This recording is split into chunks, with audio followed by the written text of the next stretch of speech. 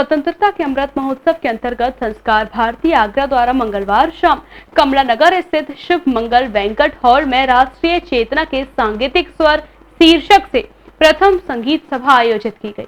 समारोह में एक और समाज सेवी स्वर्गीय राजेंद्र नाथ शर्मा का भावपूर्ण स्मरण किया गया।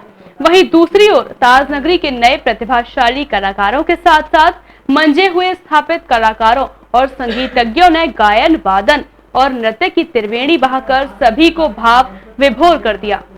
स्वतंत्रता के अमृत महोत्सव के अंतर्गत संस्कार भारती आगरा द्वारा राष्ट्रीय चेतना के सांगीतिक स्वर शीर्षक से प्रथम संगीत सभा आयोजित की गई।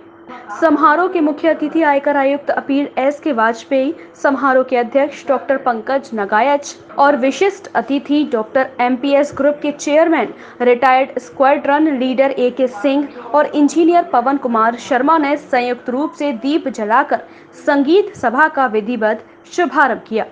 दयालबाग शिक्षण संस्थान की प्रोफेसर और कार्यक्रम संयोजिका डॉक्टर नीलू शर्मा के नृत्य निर्देशन में उनकी शिष्या आकृति अग्रवाल और अनन्या ने संस्कार भारती ध्येय गीत, गणेश वंदना और राग मार्गोश एवं 3 ताल में निबंध तराना पर कथक शैली पर आधारित नृत्य प्रस्तुत कर सबको मंत्रमुग्ध कर दिया।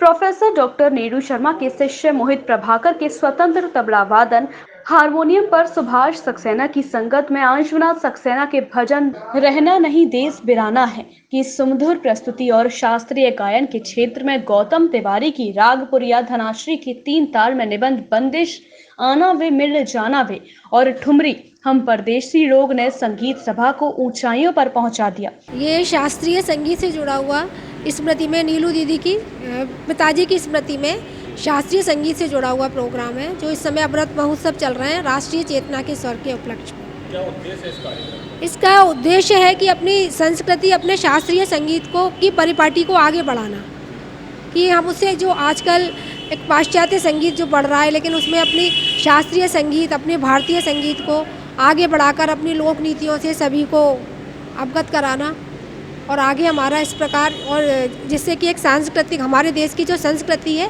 वो कायम रहे। मैं अपील करूंगी कि युवा पीढ़ी को अपने पेरेंट्स को, माता पिता को, अपने बच्चे को चाहिए कि शास्त्रीय संगीत से शुरुआत कराएं। अपने संगीत की शुरुआत जो प्रारंभिक स्तर की शिक्षा है वो शास्त्रीय संगीत से करें, चाहे वो नृत्य हो, चाहे तबला सीखें, चाहे वो गाना सीखें, शास्त्रीय गायन सीखें, शास्त्रीय वादन सीखें, तबले लें या कोई और इंस्ट्रूमेंट सीख ले सकते हैं, कुछ भी ले सकते हैं।